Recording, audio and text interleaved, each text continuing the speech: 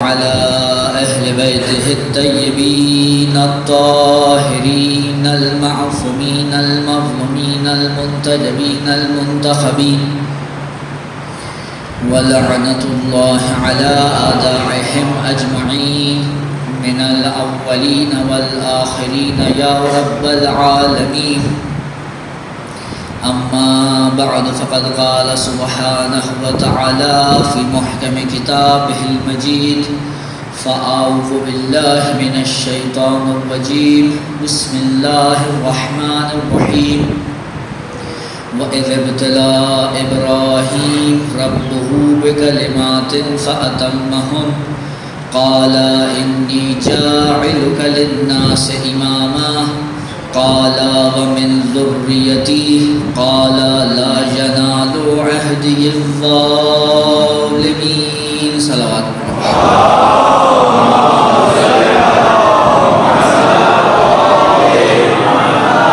اپنی اپنی حاجات کی قبولیت کے لیے، امام وقت کے ظہور متعجیل کے لیے، جہاں کہیں مومنین آباد ہیں ان کی عزت مال جان آبرو کی حفاظت کے لیے، جو مومنین بے وجہ اور بے علت اسیر ہیں، بالخصوص یافز ہاشمی بھائی کی جلد از جلد رہائی کے لیے ایک مرتبہ باواز بلند صلوات عنایت فرمائیں. اذان محترم، مدرسہ حسینی کے دروازے کھل گئے ہیں اور حسین نے دنیا کے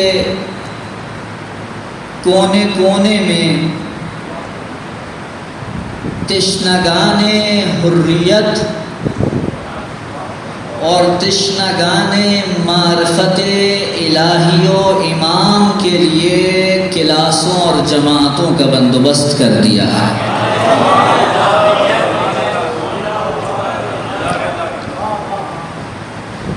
یوں تو اس درس معرفت اور حریت کے لیے کوئی موسم خاص نہیں ہے، ویسے ہی جیسے قرآن کے لیے کوئی وقت یا کوئی دن یا کوئی ماہ خاص نہیں ہے، لیکن جس طرح سے قرآن کو ایک خصوصیت حاصل ہو جاتی ہے ماہ محرم میں، ویسے مدرسہ حسینی کی ان کلاسوں کو خصوصیت حاصل ہو جاتی ہے محرم کا چاند نکلتے ہی. اور یہ خصوصیت جس کا بندوبست حسین ابن علی کے صدقے سے ہوا ہے، ہمیں یہ یاد دلاتا ہے کہ دنیا میں جتنے لوگ آئے اور آ کر گزر گئے، یہ ان سب کی شرافت کا اظہار تھا اگر وہ در حسین پر آ کر جھکے.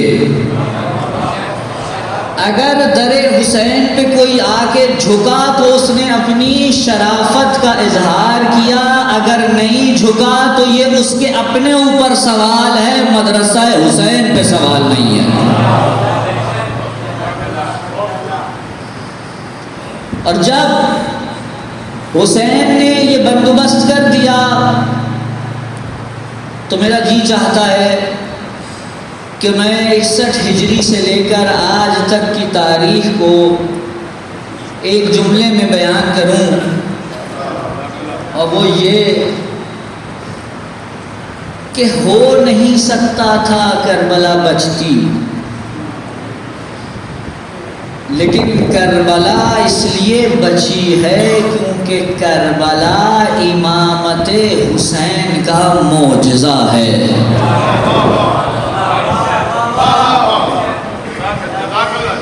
جس طرح سے قرآن مجید رسول اللہ کی رسالت کا معجزہ ہے،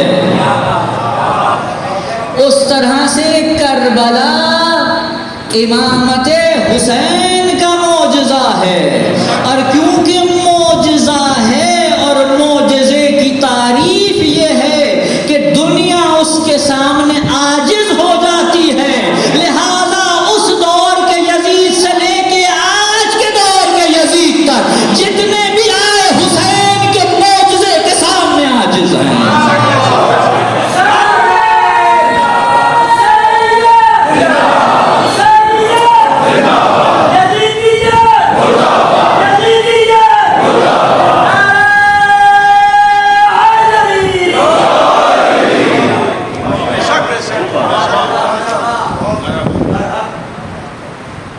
معجزہ دو کام کرتا ہے، توجہ چاہتا ہوں میں، معجزہ دو کام کرتا ہے۔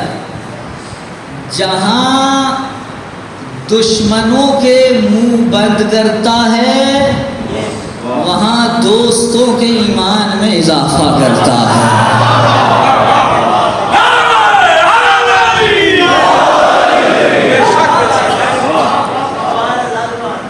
رسول اللہ ائمہ کوئی معجزہ دکھاتے تھے یا کوئی کرامت دکھاتے تھے، اگر یہاں 2 منٹ رکے میں اس معجزے اور کرامت کا فرق بیان کروں، پھر آگے متصل کریں گفتگو۔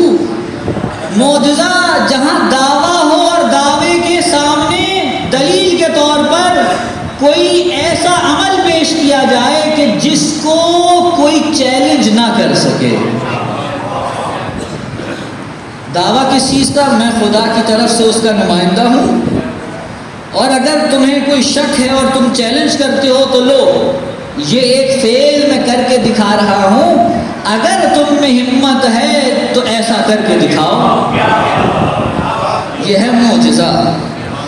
ایک ہے کرامت۔ کرامت میں کیا ہوتا ہے؟ توجہ چاہتا ہوں، ہوتا وہ بھی ایک ایسا فعل ہے جو عام حالات میں نہیں ہوتا، لیکن اس میں نہ چیلنج ہے اور نہ دعویٰ۔ امام بیٹھے ہیں، چلیے یوں سن لیجئے، امام تشریف فرما ہے، ایک صحابی ہے جس کو ابو بصیر کہتے ہیں۔ دیکھیے عجیب معاملہ ہے، آنکھیں نہیں ہیں لیکن ابو بصیر ہے۔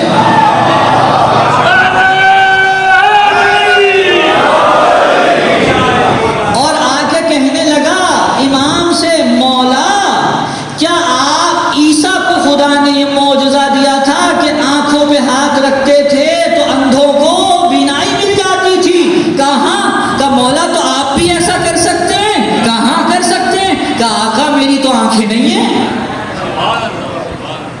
میری تو آنکھیں نہیں ہیں، ذرا کچھ کرم فرمائیے۔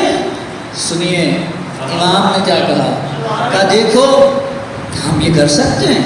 اور اب امام نے آنکھوں پہ ہاتھ پھیرا، یہاں دست ید اللہ آنکھوں پہ پھیرا، اور وہاں آنکھیں دیوار کعبہ کی طرح سے کھل گئی۔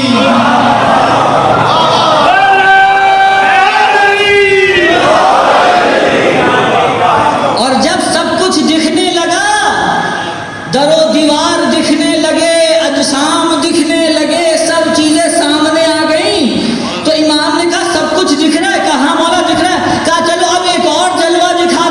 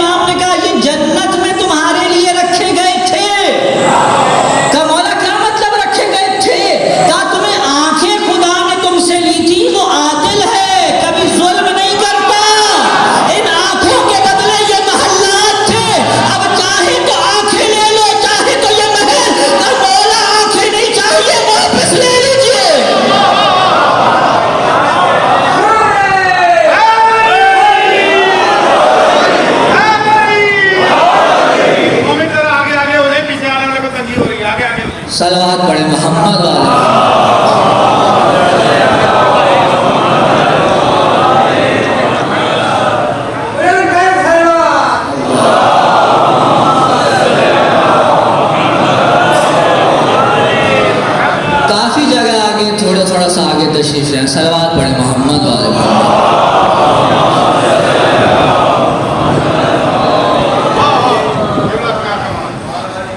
لیکن یہ جملہ کیوں کہا؟ آقا آنکھیں نہیں چاہیے، وہ آنکھیں رکھ لیجئے، وہ چاہیے، کیونکہ ابو بصیر تھا، بصارت نہیں رکھتا تھا، فقط بصیرت بھی رکھتا تھا۔ توجہ چاہتا ہوں، لہذا کہا مولا واپس لے لیجئے۔ یہاں تو نہ کوئی دعویٰ ہے، دیکھیں یہ واقعہ میں نے صرف آپ کو خوش کرنے کے لیے نہیں سنایا ہے، بات وہیں پہ جہاں سے شروع ہوئی تھی۔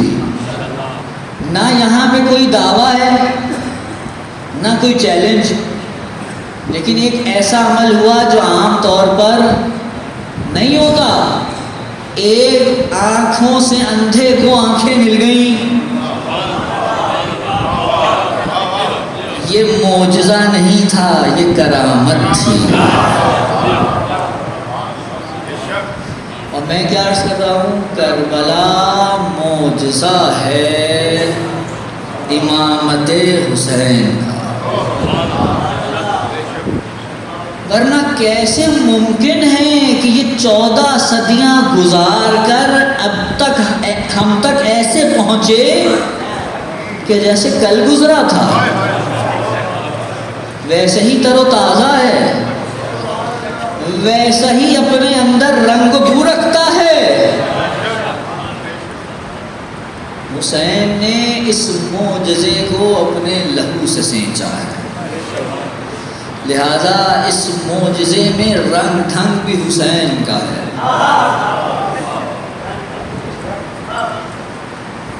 نہیں ختم کر سکتا کوئی اسے، جتنے آئے ختم کرنے کے لیے وہ خود ختم ہو گئے۔ یہ اپنی جگہ باقی ہے اور باقی رہے گا، کیونکہ یہ میرا اور آپ کا نہیں، حسین سے خدا کا وعدہ ہے۔ خدا نے قرآن میں کلی وعدہ کیا ہے، تم میرا ذکر کرو میں تمہارا ذکر کروں گا۔ حسین سے جیسے خدا نے یہ وعدہ کیا ہو کہ حسین تو نے میرے ذکر کو نوک نیزہ کی بلندی پر بلند کیا، میں تیرے ذکر کو ڈوبنے نہیں دوں گا۔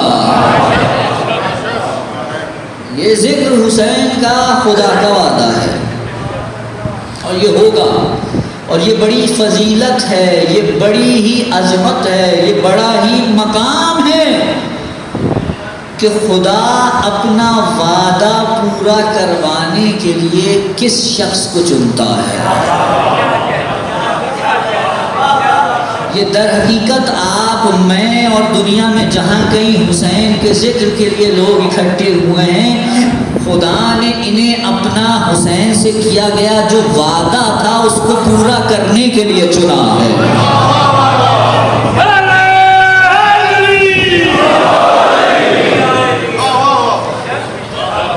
یہ چنے گئے ہیں، یہ خدا نے چنے ہیں۔ لہذا آج پہلی مجلس ہے اس عزا خانے میں، اور دوسری جگہوں پہ یا دوسری ہوگی یا پہلی، کچھ جگہوں پہ چاند رات سے سلسلہ شروع ہو جاتا ہے۔ ایک بزرگان کے لیے گزارش اور جوانوں کے لیے نصیحت آج ہی کر دوں، پھر آگے چلتے ہیں۔ امام حسین کے نام پہ اگر خدا نے آپ کو چن لیا ہے تو آپ بھی ہر عمل جو انجام دیں اس میں قربت الہی شرط رکھیے گا۔ اے خدا تیری رضا کے لیے کر رہا ہوں، اے خدا تیری قربت کے لیے کر رہا ہوں۔ یہ عبادت ہے، یہ جو آپ کر رہے ہیں اس وقت عبادت ہے۔ اس وقت فرشتے آپ کو گھیرے بیٹھے ہیں، اس وقت امام رضا کی آپ دعاؤں میں شریک ہیں۔ امام تشریف فرما تھے، امام تشریف فرما تھے، گفتگو چل نکلی، امام نے کہا خدا رحم کرے ان افراد پر جو ہمارے امر کو زندہ کرتے ہیں۔ سوال کیا مولا یہ کیسے آپ کے امر کو زندہ کیا جاتا ہے؟ کہا ہمارے علم کو سیکھ کر دوسروں تک پہنچانا۔ در حقیقت یہ عزاداری حسین، یہ ذکر حسین، یہ مجلس حسین، یہ امر اہل بیت کو زندہ کرنا ہے۔ اور آپ اس وقت امام رضا کی دعا میں شریک ہیں. کوئی بڑا آدمی ہو نا،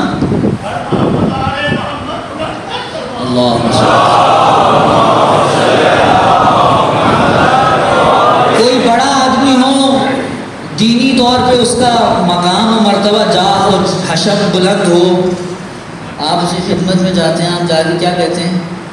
اٹھتے ہوئے یا جاتے ہوئے یا رخصت ہوتے ہوئے آپ فوراً سے کہتے ہیں کہ قبلہ دعا کیجیے گا. اللہ اکبر، دعا کیجیے گا، ایسے ہی کہتے ہیں. چلے میں ایک اور محسوس مثال دے دوں. آپ آیت اللہ عظمیٰ سید علی سیستانی سے آپ کو شرف ملاقات ہو جائے، آپ ان کے پاس جائیں گے، جتنی آپ کو موقع ملے ان کی زیارت کا آپ ان سے فیض حاصل کریں گے. اس کے بعد اٹھتے ہوئے کیا کہیں گے؟ قبلہ دعا کیجیے گا. کیا کریم ہے اہل بیت. آپ کو جا کے شاید کسی کو کہنا پڑے دعا کیجیے گا، امام نے آپ کے لیے پہلے ہی دعا کر دی ہے. اے خدا ان سب پہ رحم کرنا جو ہمارے امر کو زندہ کرتے ہیں. کتنی بڑی فضیلت ہے. جملہ کہوں، جو ہستی بارگاہ خدا میں استجابت دعا کا وسیلہ بنے، وہی ہستی اگر اپنے ہاتھ آپ کے حق میں بلند کر دے،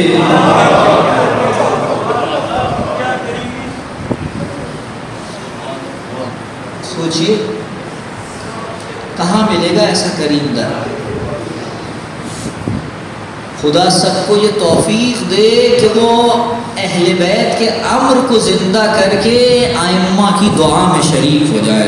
صلوات بھیجے محمد والے.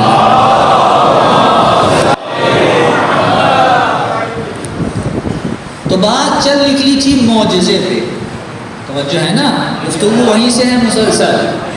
میں نے عرض کیا معجزہ اور کرامت میں ایک تعریفی فرق ہے علم کلام کی روح سے. ورنہ اگر کوئی کرامت کو بھی معجزہ کہہ دے تو کوئی مشکل نہیں ہے، لیکن اگر دقیق تعریف علم کلام میں جو بیان ہوتی ہے اس کے اوپر چلنا ہے تو وہ میں نے فرق آپ کے سامنے واضح کر دیا ہے. اب اس کے بعد توجہ چاہتا ہوں، معجزے کی چند اقسام ہیں. توجہ ہے، گھبرائیں گے نہیں انشاءاللہ.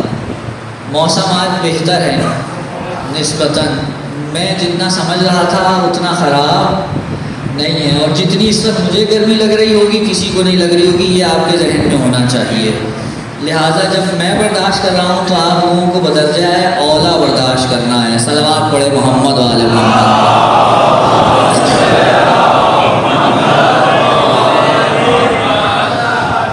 معجزے کی چند اقسام ہیں. اچھا، قرآن مجید میں یہ لفظ معجزہ ہمارے یہاں تو ماشاءاللہ کتنا استعمال ہوتا ہے، سب جانتے ہیں اس لفظ کو، لیکن قرآن نے اس کو ایک دفعہ بھی استعمال نہیں کیا.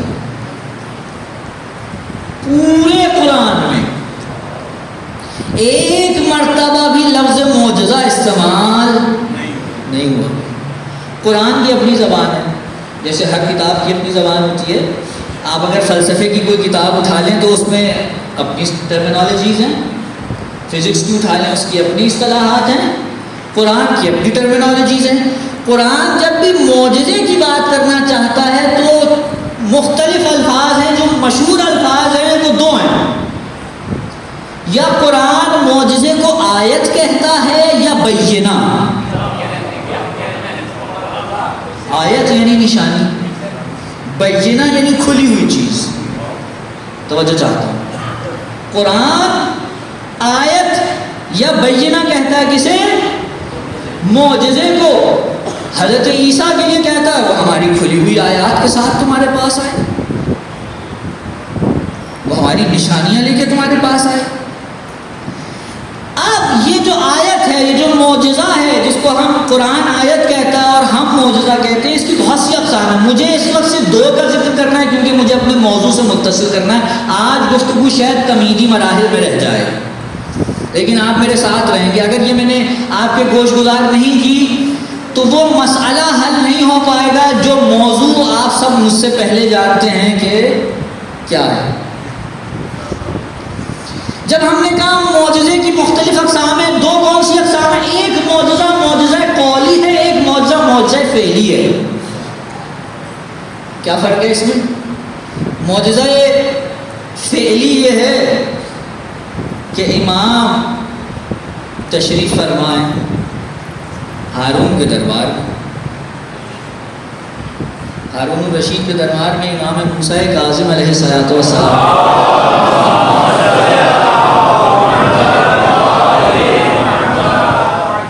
اور اس نے شعبدہ باز اکٹھے کر رکھے اور کہا امام آ رہے ہیں، فرزند رسول آ رہے ہیں، تم نے ایک کام کرنا ہے، جیسے ہی وہ آئیں اور رکابی کی طرف ہاتھ بڑھائیں، تم نے جادو سے اس رکابی کو سرکا دینا ہے، اور پھر ہم وہاں پہ ٹھٹے بازی کریں گے۔ توجہ فرمائیں گے آپ حضرات، یہ کون کہہ رہا ہے؟ اچھا یہ بھی دیکھیے کہ کیا عجیب و غریب اصول ہے۔ یہاں پہ مجھے قبلہ ذیشان جواتی صاحب کا ایک شعر یاد آ رہا ہے، 4 مصرے ان کے، وہ کہتے ہیں کہ صلوات بھیجیں ایک مرتبہ محمد والے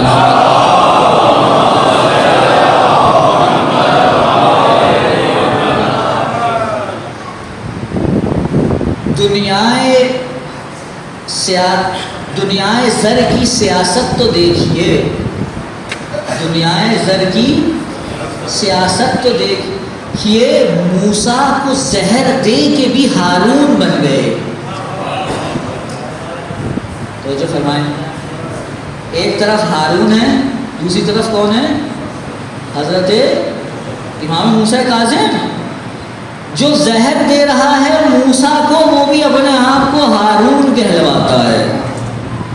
امام تشریف فرمائے، اور ایک مرتبہ کیا ہوا کہ امام کے غلام نے رکابی کی طرف ہاتھ بڑھایا تو اس نے سرکا دی، امام نے برداشت کیا، صبر کیا۔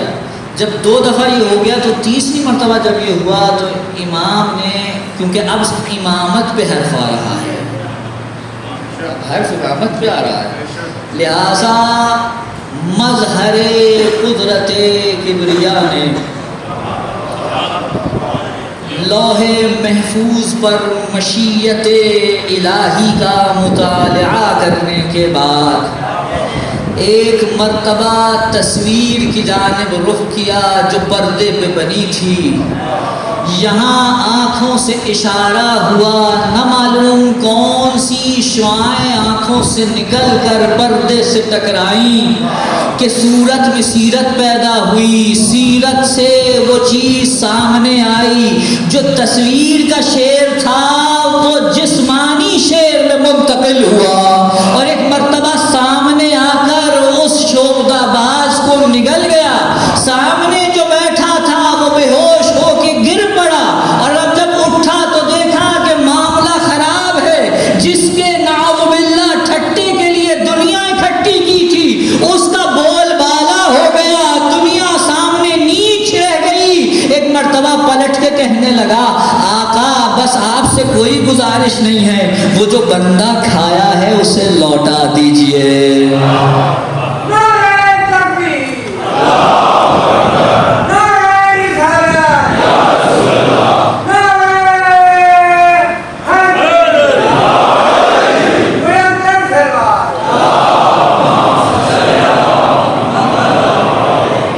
دنیا کا امن لوٹ کے مامون بن گئے، دنیا کا امن لوٹ کے مامون بن گئے، اور دولت سمیٹی اتنی کہ قارون بن گئے، اور بندگان زر کی سیاست تو دیکھیے، موسیٰ کو زہر دے کے بھی ہارون بن گئے۔ ایک مرتبہ امام موسیٰ کاظم سے، اچھا یہ دیکھیے ہے دشمن لیکن اس کو یقین ہے اگر یہ چاہیں تو واپس کر سکتے ہیں، پلٹ کے کیا کہنے لگا؟ واپس کر دیجئے. اور اس وقت وارث موسیٰ کی زبان سے یہ جملے ادا ہوئے، اگر موسیٰ کے عصا نے رسیوں کو واپس کیا ہوتا تو آج یہ شیر تیرے شوبدہ باز کو بھی واپس کر دیتا. یہ معجزہ فعلی ہے، یعنی امام نے کچھ کر کے دکھایا ہے. توجہ. لیکن اس کے باوجود ایک اور معجزہ بھی ہے جو معجزہ قولی ہے. عام طور پہ ہم لوگ تو یہ چاہتے ہیں کہ بھئی معجزہ فعلی ہو جائے، اس میں ہمارے لیے زیادہ کشش ہوتی ہے، کچھ سامنے ہو جائے، چلو بہترین کام ہو گیا. بیٹھے بیٹھے صبح کو اٹھوں، مطلب گھر میں نوٹوں کی بارش ہو جائے، جناب کوئی درخت لگ جائے، ایسا فعلی طور پہ ہو جائے کچھ ایسا. لیکن آپ کی خدمت میں عرض کروں، فعلی معجزہ بہرحال معجزہ ہے، لیکن اس کا زمانہ مقید ہوتا ہے. موسیٰ نے معجزہ دکھایا، کیا تھا معجزہ؟ بھائی بولیے. عصا اور ید بیضا، یہ کس کا معجزہ ہے؟ لیکن آج آپ کے سامنے ہے نہیں ہے، لیکن آپ کو خبریں پہنچی ہیں، قرآن نے نقل کیا، احادیث میں نقل کیا. عیسیٰ کا معجزہ مردے زندہ کرنا، مردے جلانا، آپ نے دیکھا ہے؟ نہیں، لیکن خبریں آپ تک پہنچ گئی ہیں، قرآن نے نقل کیا، حدیث میں آیا، واقعات سب موجود ہیں. جو معجزہ فعلی ہے اس کا مسئلہ یہ ہے کہ وہ ایک زمانے تک ہے، اس سے آگے نہیں بڑھے گا.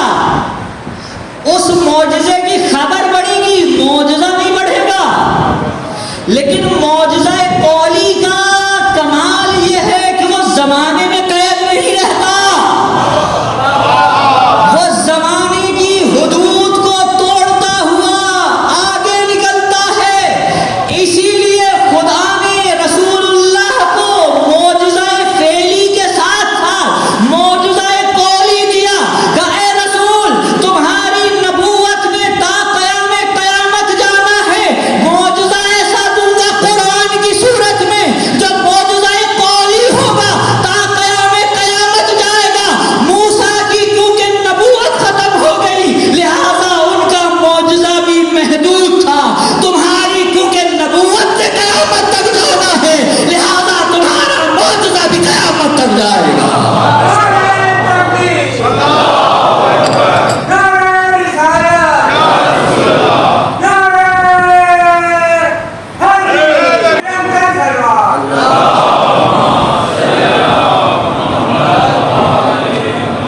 لہذا معجزہ قولی ان مصیبتوں سے ماورا ہے، وہ حدود زمان و مکان میں مقید نہیں ہوتا. عیسیٰ فلسطین میں معجزے دکھاتے رہے، آپ کو پاکستان میں کوئی دکھ رہا ہے؟ کچھ ہے خبر؟ نہیں ہے. توجہ میری طرح رکھے، توجہ، مسئلہ نہیں. صلی اللہ علیہ محمد والے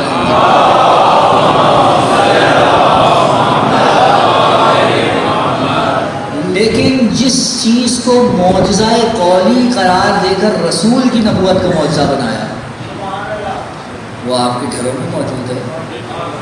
اس کا آج بھی دعویٰ ہے، اگر تمہارے پاس ہمت ہے آؤ ایک سورت کا جواب دے دو، ایک سورت کا جواب دے دو. ایسا نہیں کوشش نہیں کی گئی، لیکن وہ کوشش کسی نتیجے تک نہیں پہنچی، ثمر آور نہیں ہو سکی. چیلنج، اگر تمہارے پاس کچھ ہے، ہمت ہے، جگرا ہے، لاؤ اس جیسا کچھ بنا کے، لیکن بنا کر نہیں لا سکے. توجہ، یہ جو میں نے عرض کیا معجزہ قولی، اچھا یہ معجزہ قولی صرف قرآن نہیں ہے، معجزہ قولی میں بہت سی چیزیں آ سکتی ہیں. اعجاز ہے قول میں، نہج البلاغہ بھی معجزہ قولی ہے.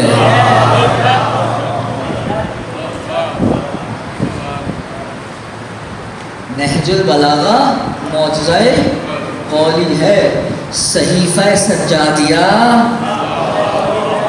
معجزہ قولی ہے. آپ جائیے، امام نے 1400 سال پہلے کچھ الفاظ کہے تھے، آج بھی آنکھوں کے سامنے رکھیں، اگر اندر سے نہ تڑپا دیں تو کہیے انسان پریشان ہو جاتا ہے. یہ کون شخص ہے کہ جو کلام کر رہا ہے؟ توجہ، معصومین کے بہت سے اقوال، بہت سے فرامین اعجاز رکھتے ہیں اپنے اندر۔ آپ جائیے زیارت جامع کبیرہ کو اٹھائیے، اللہ اکبر۔ آپ جائیں حسین کی دعائے عرفہ کو اٹھائیں، آپ جائیں رسول اللہ کی دعائے جوشن کبیر کو اٹھائیں۔ اصل یہ اعجاز قولی رکھتے ہیں اپنے اندر، یہ لفظ چیخ چیخ کے کہہ رہے ہوتے ہیں ہم صاحب اعجاز کے دہن سے برآمد ہوئے ہیں۔ اور اس وقت جو موضوع سخن ہے وہ بھی 8ویں امام کا وہ معجز نما کلام ہے، جس میں میرے مولا نے امام اور امامت کے بارے میں بیان کر کے ڈلے ہوئے پردوں کو اٹھایا ہے۔ آپ کے ذہن میں ہے موضوع کیا ہے؟ مقام امام و امامت از زبان امام رضا علیہ السلام۔ صلوات بھیجیں گے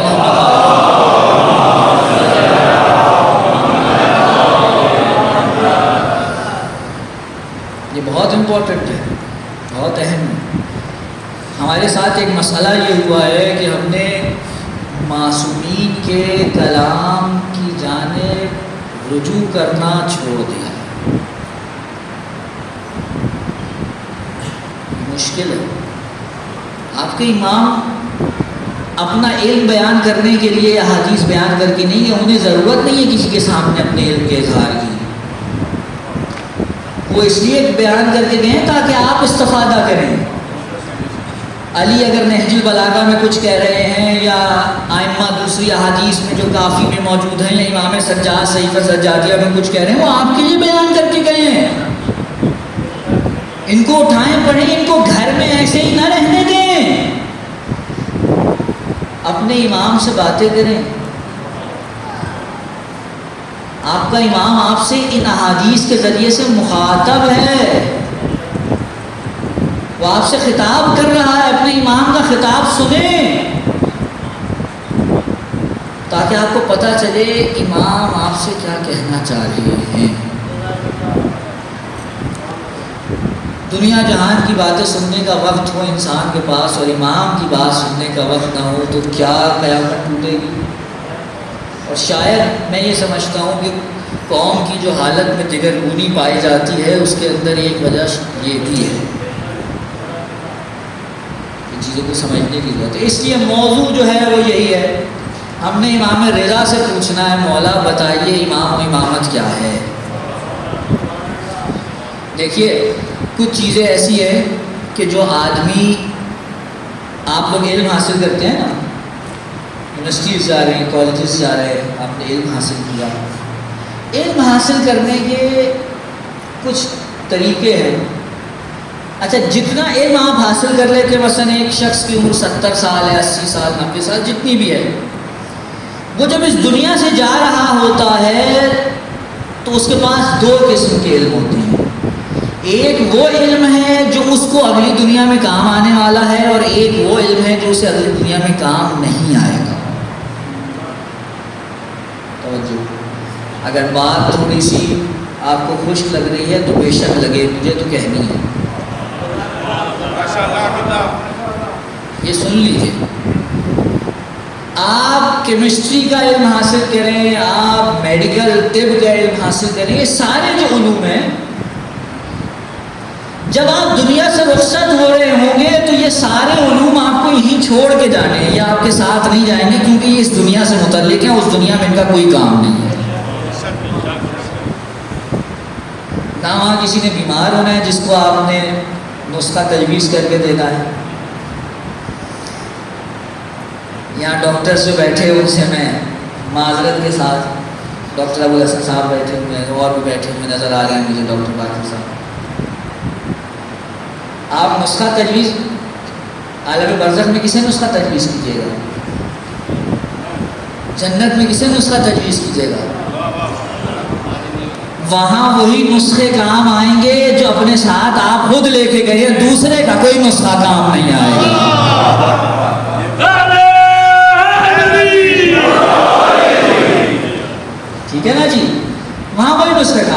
آپ اپنے ساتھ لے گئے ہیں.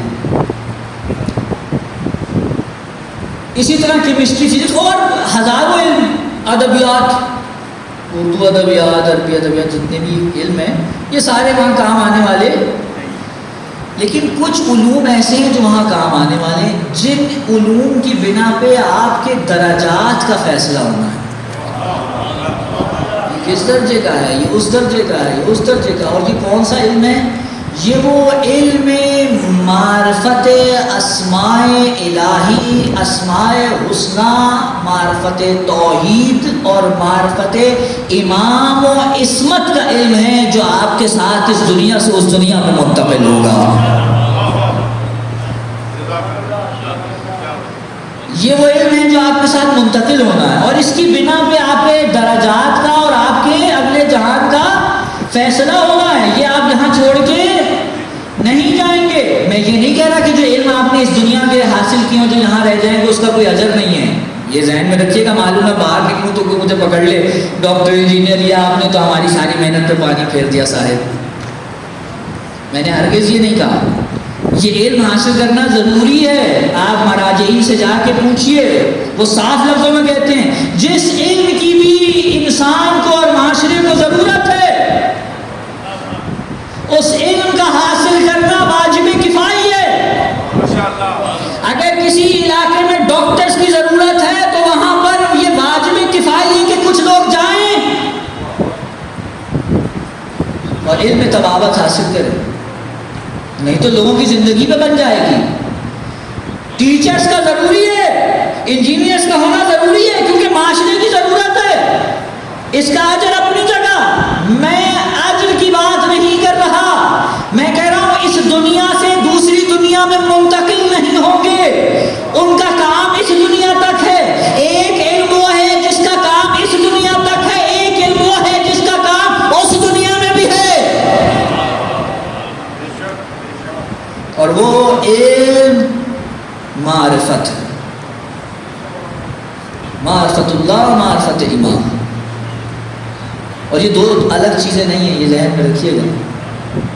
کسی نے آ کے امام سے سوال کیا کہ مولا یہ بتائیے یہ خدا کی معرفت کیسے حاصل ہو؟ غالباً امام حسین علیہ السلام کا فرمان ہے. ایک شخص نے پوچھا یہ معرفت اللہ کیسے حاصل ہو؟ توجہ فرمائیں گے. امام نے ایک جملہ کہا خدا نے ہر زمانے میں ایک امام رکھا ہے، اگر تم اس امام کی معرفت حاصل کر لو تو سمجھ لو معرفت اللہ حاصل ہو گئی ہے.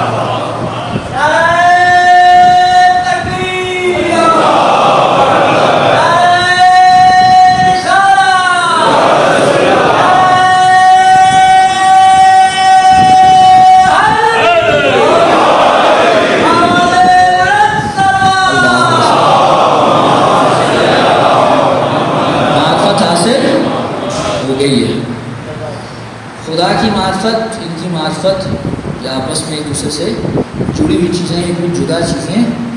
ایسا ہو نہیں سکتا کوئی در امام تک پہنچ جائے اور در خدا سے دور ہو جائے، نہیں ہو سکتا. اگر کوئی یہ دعویٰ کر رہا ہے امام کے در تک پہنچ گیا ہے لیکن خدا کے در سے دور ہے، اصل میں وہ کسی اور کو امام سمجھ کے چلا گیا، وہ امام کے در پہ نہیں گیا، وہ امام کے در پہ نہیں گیا. بہرحال توجہ ہے میری طرف. کچھ علوم یہی رہ جائیں گے، کچھ اس دنیا میں منتقل ہوں گے، اور وہ معرفت ہے. ایک بات. دوسری بات، جہاں توجہ چاہتا ہوں، خود اقوال معصومین، دیکھیں جہاں مسئلہ یہ ہو کہ کلام کسی کا ہو اور سمجھنے والا کوئی اور، تو یہ مشکل ہمیشہ رہے گی کہ آپ سمجھنے کا حق ادا نہیں کر سکتے. قرآن میں یہی ہے. میں یہ نہیں کہہ رہا کہ قرآن کو آپ سمجھ ہی نہیں سکتے، نہ یہ بھی غلط ہے، لیکن قرآن کو سمجھنے کا حق بھی ادا نہیں ہو سکتا. جس طرح سے قرآن کا سمجھنا آسان نہیں ہے، ویسے ہی معصومین کی احادیث کا سمجھنا بھی آسان نہیں ہے. خود اصول کافی کے اندر پورا باب ہے جس کے اندر ائمہ کی احادیث ہے. میں اس کا خلاصہ پیش کر دوں آپ کے سامنے. فرماتے ہیں کہ جو امر آل محمد ہے صعب مستصعب، شدید کٹھن اور مشکل ہے. یعنی جو معرفت کے باب میں ہم نے احادیث بیان کی ہیں یہ ہر ایک کے حلق سے نیچے نہیں اترتی، مگر یہ کہ یا تو وہ ملک مقرب ہو یا نبی مرسل ہو یا وہ مومن جس کے قلب کا خدا ایمان کے ذریعے سے امتحان لے چکا ہو.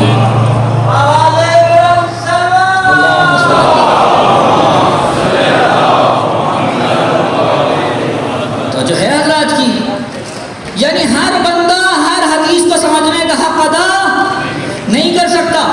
اب آپ تصور کیجئے کہ جب امام کے الفاظ کو سمجھنے کا حق ادا نہیں ہو سکتا تو خود امام کو سمجھنے کا حق کہاں سے ادا ہوگا؟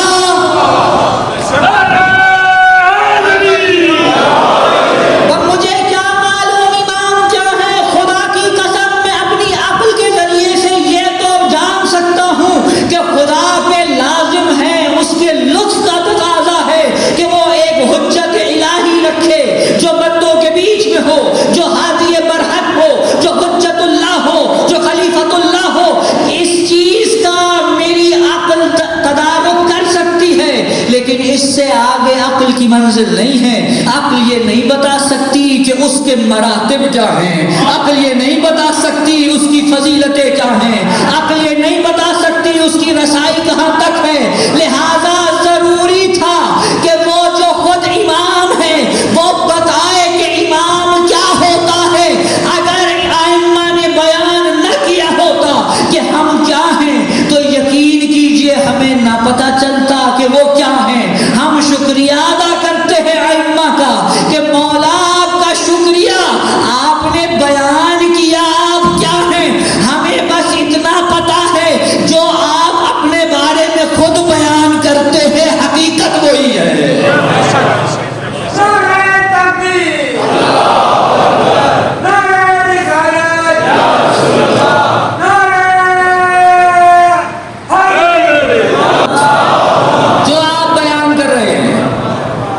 اس سے آگے ہمیں نہیں پتا.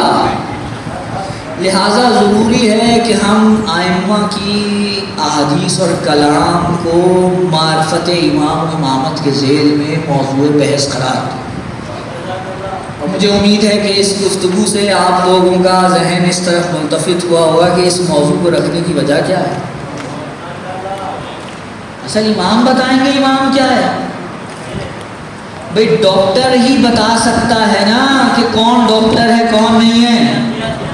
میں جا کے فیصلہ کرنا شروع کر دوں جناب فلاں صاحب ڈاکٹر ہے، فلاں صاحب نے، بھئی مجھے کیا حق ہے؟ نہ میں نے MBBS کیا، نہ کچھ اور پڑھا، نہ کوئی امتحان دیا. میرے تو سامنے کوئی کتاب لا کے رکھ دے ڈاکٹرز کی تو میں تو اسے سمجھنے سے قاصر ہوں.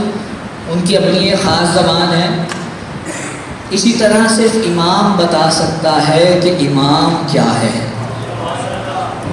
اور درجہ امامت کیا ہے، یا وہ بتا سکتا ہے جس نے اسے امام بنایا ہے. لہٰذا یا تو ہم قرآن سے پوچھیں گے امام کیا ہے، یا ہم اہل بیت سے پوچھیں گے امام کیا ہے، اس کی صفات کیا ہے. اور یہ گفتگو انشاءاللہ ایسی آگے بڑھے گی.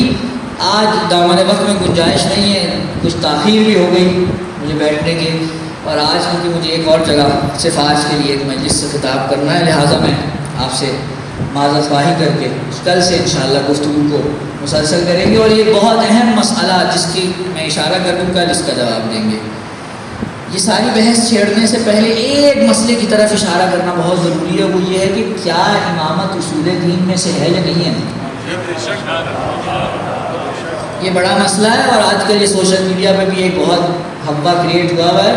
اس کے حوالے سے مجھے اس پہ بات کرنی ہے کہ کیا امامت اصول دین میں سے ہے یا نہیں ہے، اور اگر ہے تو کس دلیل کی بنا پر ہے، اور اگر ہے تو جو نہیں مانتے ان کا کیا ہوگا. یہ کل انشاءاللہ. آج گفتگو میں یہی روک رہا ہوں. میری کوشش یہ رہے گی کہ بحث امامت کے مدار اور موضوع کے گرد گھومتی رہے اور اس کا جو محور ہے وہ امام رضا کی حدیث ہی ہو رہے، اور بیچ میں علمی گفتگو آئے گی۔ میں آج آپ کے سامنے یہ عرض کر رہا ہوں کہ امامت کا موضوع ہے، میں کوشش یہ کروں گا وہ چیزیں آپ کے سامنے نقل کروں جو عام طور پہ نقل نہیں ہوتی،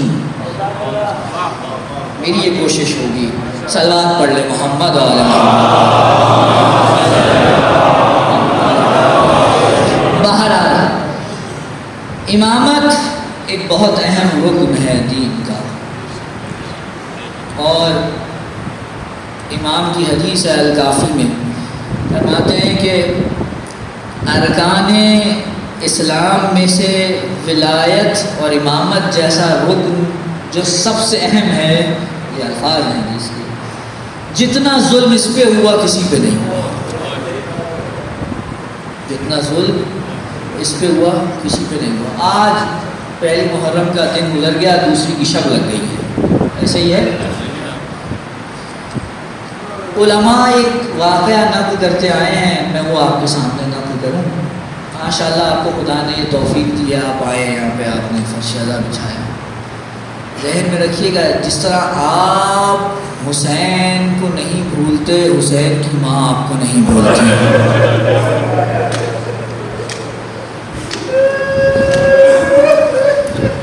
تہران میں قبرستان ہے بہشت زہرا کے نام سے، علماء نے یہ واقعہ نقل کیا، کہتے ہیں کہ جنگ کا ایک شہید تھا، ایران عراق میں جو جنگ ہوئی، وہ شہید ہوا، اسے دفن کیا گیا، ماں اس کی روتی رہی، 4 5 10 دن کے بعد روز آتی تھی قبر بیٹھ کے رونے لگتی تھی، آئی گریا کرنے لگی، ایک دن رو رہی تھی، معلوم ہوا محرم کا چاند ہو گیا ہے، اٹھی اور قبر پہ بیٹے کو مخاطب کر کے کہنے لگی، اب تجھے نہیں روؤں گی، فاطمہ کے لال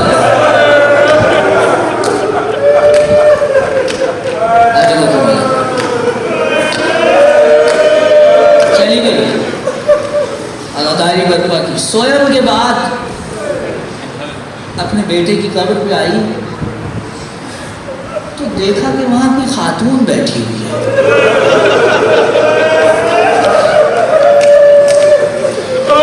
یہ آگے بڑھی اور کہنے لگی، بیوی شاید تجھے مغالطہ ہو گیا ہے، یہ تیرے بیٹے کی قبر نہیں، یہ میرے بیٹے کی قبر ہے۔ بس وہ جو بیوی بیٹھی تھی اس نے یہ جملہ کہا، علماء نقل کرتے ہیں، اس نے یہ جملہ کہا، 10 دن تک تو میرے بیٹے کو روتی رہی ہے، میں تیرے بیٹے کو۔